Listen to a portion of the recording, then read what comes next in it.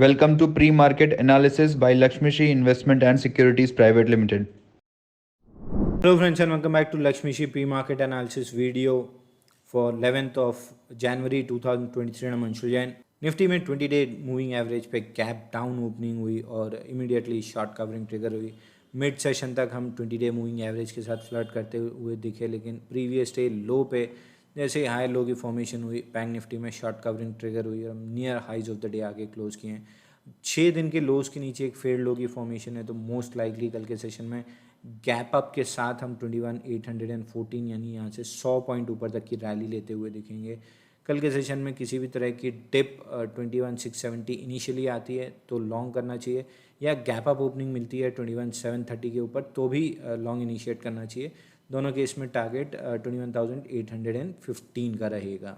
Bank Nifty weekly के support zone में gap down opening देती हुई दिखी और ये स्विंग लो जो प्रीवियस लो बना था उसके नीचे फेड लो की फॉर्मेशन मिली है। प्रीवियस डे लो के नीचे भी एक छोटा सा बॉक्स बनाने के बाद सीपीआर और पीडीएल के बीच में काफ़ी हद तक गायरेट करने के बाद हम highest point of the day पे आके क्लोज किए हैं। तो यहाँ से गैप अप ओपनिंग के सारे हम 20-day मूविंग एवरेज 47,777 को टेस्ट कर लेंगे।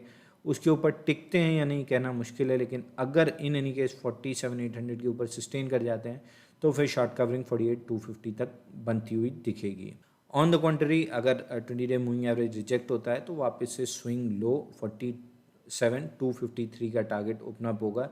लाइकलीहुड ज़्यादा ये है कि हम 20-day मूविंग एवरेज पे कुछ समय गाइडेट करके towards the end of the session उसको निकाल लें।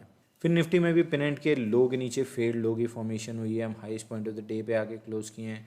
एक extreme reversal kind of candle की फॉर्मेशन है, तो मोस्ट लाइकली रेजिस्टेंस 21,370 निकलता है तो लॉन्ग्स इनिशिएट करना चाहिए 21,500 तक के लिए।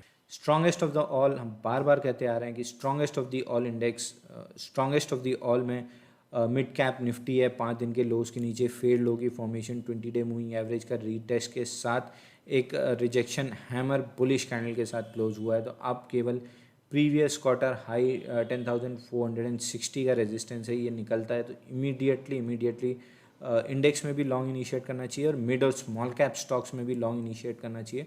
टारगेट अब फ्रेश हाई का रहेगा 10,800 के आसपास का। मार्केट ब्रेथ पे नज़र डालें तो कल 51 स्टॉक्स कल 51 स्टॉक्स रिलेटिव स्ट्रेंथ शो कर रहे थे अगेंस्ट निफ्टी और निफ्टी 500। वहीं कल भी हमने डिस्कस किया था कि यहाँ पे कुछ हद तक SMA 50 के ऊपर अगर 70 स्टॉक्स की रीडिंग आती है 70% तो मार्केट ओवरसोल्ड हो जाएगा और फ्रेश अपसाइड ट्रिगर होना काफ़ी आसान हो जाएगी। बट नॉनदलेस हम कंफर्टेबल जोन में ट्रेड कर रहे हैं तो यहाँ पे बहुत ज़्यादा दिक्कत भरी कोई बात देखने के लिए नहीं मिल रही है। सेक्टर्स में कल भी हमने डिस्कस किया था कि यहाँ पे एविएशन और क्रूड कुछ हद तक अपसाइड कैप दिख रही है। रियलिटी और डायमंड एंड जेम्स में काफ़ी हद तक अपसाइड कैप दिख रही है, लेकिन डायमंड एंड जेम्स में फ्रेश स्टॉक जो ब्रेकआउट आया था, राधिका ज्वेलर्स, आज हमने बाई कॉल भी इनिशिएट किया था, 10% इंट्राडे में चल गया है। ये स्टॉक में थोड़ी सी और तेज़ी लग रही है, लगभग 60-65 के लेवल्स तक। तो selected counters diamond and jewellery space में अभी भी तेज लग। जो फ्रेश सेक्टर आपके इंटरेस्ट में होना चाहिए उसमें से एक लॉजिस्टिक निकल के आ रहा है, स्नोमैन लॉजिस्टिक में जिससे आपका ब्रेकआउट आया है।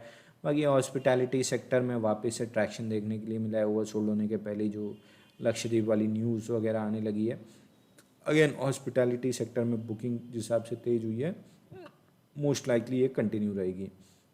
एग्रीकल्चर, ऑटो एंसिलरी, ये दो स्पेस वॉच आउट करना होगा। जैसे 1.5-2 महीने पहले टेक्सटाइल्स में पोजीशंस बिल्ड हो रही थी, वहीं एग्रीकल्चर और ऑटोमोबाइल, ऑटो एंसिलरी में बुक और पोजीशंस बिल्ड हो रही हैं। एज एंड व्हेन जब इनमें ब्रेकआउट आएगा तो हम जरूर डिलीवरी कॉल इनिशिएट करके अपने टेलीग्राम चैनल पे पोस्ट करेंगे। बट ये दोनों सेक्टर आपकी नज़र में होने चाहिए। Open instant demat and trading account with eKYC. Visit kyc.lakshmishri.com. Stock to watch में जो स्टॉक आपकी वॉच लिस्ट में होना चाहिए वो है एक्सिस बैंक लिमिटेड का। स्विंग हाई और बॉलिंगर बैंड हाई के फेलियर के बाद बहुत वॉल्यूम के साथ फॉलो थ्रू मूव नहीं मिला है। बॉलिंगर बैंड के मिड पे हम आ चुके हैं, यहाँ से 1115 के ऊपर ब्रेकआउट मिलता है तो लॉन्ग्स इनिशिएट करना चाहिए। बहुत हद तक शॉर्ट कवरिंग ट्रिगर होना स्टार्ट होगी। 1140-1145 का पहला टारगेट रहेगा और उसके ऊपर निकलते हैं तो 1170 तक हम जा सकते हैं। अगला स्टॉक जो आपकी वॉच लिस्ट में होना चाहिए वो है बजाज फिनसर्व लिमिटेड का। एक लोअर हाई के बाद रिजेक्शन कैंडल की फॉर्मेशन होती हुई दिखी है डेली चार्ट पे बॉलिंगर बैंड के मिड के जस्ट नीचे। 1690 बॉलिंगर बैंड का मिड ये एक रेजिस्टेंस का काम करेगा, इसके ऊपर निकलते हैं तो बेहतरीन लॉन्ग ट्रेड्स बनेंगे 1735 तक के लिए। डेली ऐसे कंटेंट के लिए हमारे वीडियो को लाइक और शेयर करें और हमारे यूट्यूब चैनल को सब्सक्राइब करके बेल आइकन दबाएं। This is Anshu Jain signing off for the day. Thank you.